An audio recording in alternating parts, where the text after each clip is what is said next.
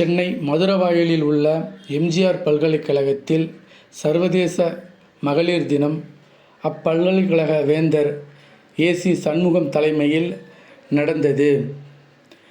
இவ்விழாவில் பல்வேறு துறைகளில் சாதனை புரிந்த பெண்களுக்கு ஊக்கமளிக்கும் பெண்கள் ஐகான் விருது 2026 வழங்கி கௌரவிக்கப்பட்டது. இந்நிகழ்ச்சியில் கலந்து கொண்ட நடிகை நிரோஷாவிற்கு சிறந்த நடிகைக்கான விருதும் வழங்கப்பட்டது. இவ்விழாவில் பெருந்திரளாக மகளிர் கலந்து கொண்டனர்.